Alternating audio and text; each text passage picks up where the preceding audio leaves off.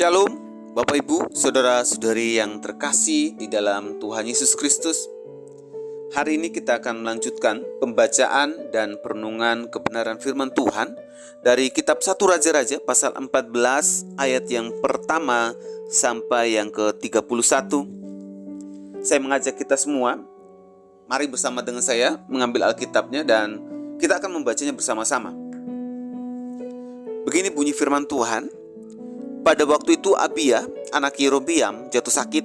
Lalu Yerobeam berkata kepada istrinya, "Berkemaslah, menyamarlah, supaya jangan diketahui orang bahwa engkau istri Yerobeam. Dan pergilah ke Silo. Bukankah di sana tinggal Nabi Ahia? Dialah yang telah mengatakan tentang aku, bahwa aku akan menjadi raja atas bangsa ini. Bawalah 10 roti, kue kismis, dan sebuli-buli air madu, dan pergilah kepadanya. Dia akan memberitahukan kepadamu apa yang akan terjadi dengan anak ini." Istri Yerobeam berbuat demikian. Ia berkemas, pergi ke Silo dan masuk ke rumah Ahia. Ahia tidak dapat melihat lagi, sebab matanya sudah kabur karena ia sudah tua. Tetapi Tuhan telah berfirman kepada Ahia, bahwasanya istri Yerobeam datang untuk menanyakan kepadamu perihal anaknya, sebab anak itu sedang sakit. Begini harus kau katakan kepadanya. Ketika perempuan itu masuk, berbuatlah ia seolah-olah ia orang lain. Tapi segera sudah Ahia mendengar bunyi langkah perempuan itu, sementara melangkah masuk pintu, berkatalah ia, Masuklah, hai istri Yerobeam. Mengapakah engkau berbuat seolah-olah engkau orang lain? Aku disuruh menyampaikan pesan yang keras kepadamu. Pergilah, katakan kepada Yerobeam, beginilah firman Tuhan Allah Israel. Aku telah meninggikan engkau dari tengah-tengah bangsa itu dan mengangkat engkau menjadi raja atas umatku Israel. Aku telah mengoyakkan kerajaan dari keluarga Daud dan memberikannya kepadamu. Tetapi engkau tidak seperti hambaku Daud yang tetap mentaati segala perintahku dan mengikuti aku dengan segenap hatinya dan hanya melakukan apa yang benar di mataku. Sebab engkau telah melakukan perbuatan jahat lebih dari semua orang yang mendahului engkau, dan telah membuat bagimu Allah lain dan patung-patung tuangan, sehingga engkau menimbulkan sakit hatiku, bahkan engkau telah membelakangi aku. Maka aku akan mendatangkan malapetaka kepada keluarga Yerobeam. Aku akan menyiapkan daripada Yerobeam setiap orang laki-laki, baik yang tinggi maupun yang rendah kedudukannya di Israel. Aku akan menyapu keluarga Yerobeam seperti orang menyapu tai sampai habis. Setiap orang daripada Yerobeam yang mati di kota akan dimakan anjing, dan yang mati di padang akan dimakan burung yang di udara. Sebab Tuhan telah mengatakannya. Tetapi bangunlah dan pulang ke rumahmu. Pada saat kakimu melangkah masuk kota, anak itu akan mati. Seluruh Israel akan meratapi dia dan menguburkan dia, sebab hanya dialah daripada keluarga Yerobeam yang akan mendapat kubur. Sebab di antara keluarga Yerobeam hanya padanya lah terdapat sesuatu yang baik di mata Tuhan Allah Israel. Dan Tuhan akan membangkitkan baginya seorang raja atas Israel yang akan melenyapkan keluarga Yerobeam seperti kenyataan sekarang ini.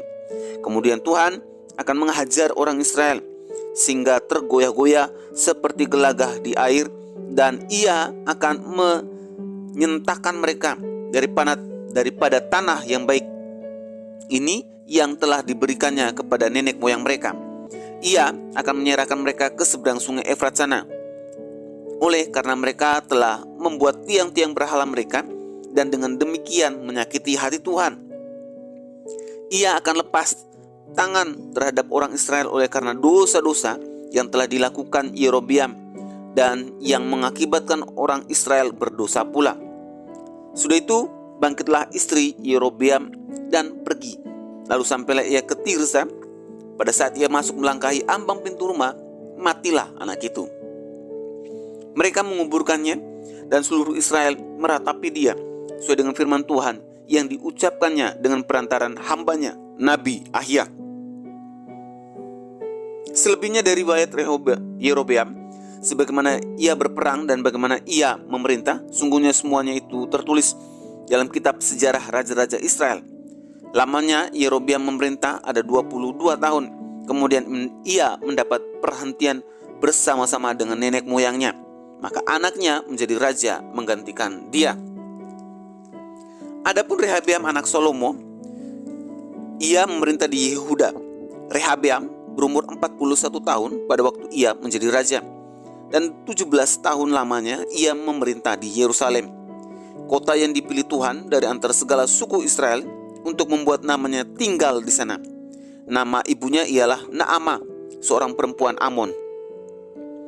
Tetapi orang Yehuda melakukan apa yang jahat di mata Tuhan, dan mereka menimbulkan cemburunya dengan dosa yang diperbuat mereka, lebih daripada segala yang dilakukan oleh nenek moyang mereka.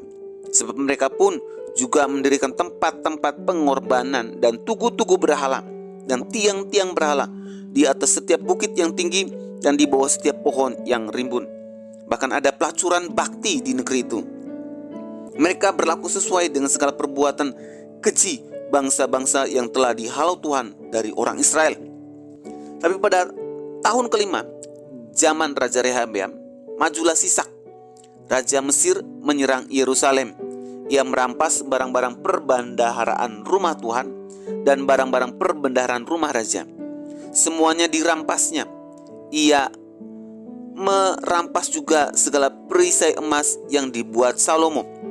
Sebagai gantinya, Raja Rehabeam membuat perisai-perisai tembaga yang dipercayakannya kepada pemimpin-pemimpin bentara yang menjaga pintu istana raja. Setiap kali raja masuk ke rumah Tuhan, bentara-bentara membawa masuk perisai-perisai itu, dan mereka pula yang mengembalikannya ke kamar jaga para bentara. Selebihnya dari riwayat Rehabeam dan segala yang dilakukannya, bukankah semuanya itu tertulis dalam kitab sejarah raja-raja Yehuda? Dan terus-menerus perang ada antara Rehabeam dan Yerobeam. Kemudian Rehabeam mendapat perhentian bersama-sama dengan nenek moyangnya, dan ia dikuburkan di samping nenek moyangnya di kota Daud. Nama ibunya ialah Naamah, seorang perempuan Amon. Maka Abiam anaknya menjadi raja menggantikan dia. Bapak Ibu, saudara-saudari yang terkasih di dalam Tuhan, melalui pembacaan dan perenungan firman Tuhan hari ini, kita sama-sama dapat belajar bahwa dari seorang Raja Yerobeam di Israel dan Raja Rehabeam di Yehuda mempunyai suatu kesamaan sifat dan tingkah laku yang sama, yaitu sama-sama jahat dan sama-sama tidak berlaku setia dan meninggalkan Tuhan. Mereka sama-sama memimpin rakyatnya ke dalam penyembahan berhala. Raja Yerobeam dan Raja Rehabeam tidak sama seperti Raja Daud, yang digambarkan sebagai seorang raja yang baik, yang mengikuti Allah dengan segenap hatinya dan berlaku setia dengan tetap terus berpegang pada perintah Tuhan. Maka kita dapat melihat bersama akibat yang ditimbulkan karena meninggalkan Tuhan dari kedua raja tersebut adalah kemunduran moral, kemunduran karakter, tingkah laku yang buruk, dan hancurnya kerajaan adalah dampak yang diakibatkan meninggalkan Tuhan. Bapak Ibu saudara-saudari yang terkasih di dalam Tuhan, dari kedua raja tersebut, hari ini, di zaman ini, di masa kita hari ini, kita belajar bahwa jangan pernah meninggalkan Tuhan. Jangan pernah berbalik untuk meninggalkan Tuhan dalam setiap situasi apapun hidup kita hari ini. Entah kondisi hidup kita hari ini baik atau buruk, susah atau senang, sehat atau sakit, berkelimpahan ataupun berkekurangan, tetaplah berlaku setia kepada Tuhan. Tetap taruhlah Tuhan yang paling pertama di dalam hidupmu. Tetaplah Tuhan menjadi prioritas pertama dari setiap kegiatanmu. Dan tetaplah percaya kepada Tuhan.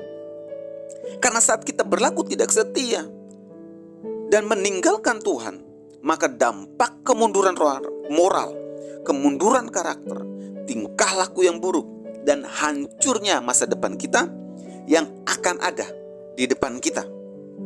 Oleh sebab itu, melalui firman Tuhan hari ini, kita diajak untuk apa?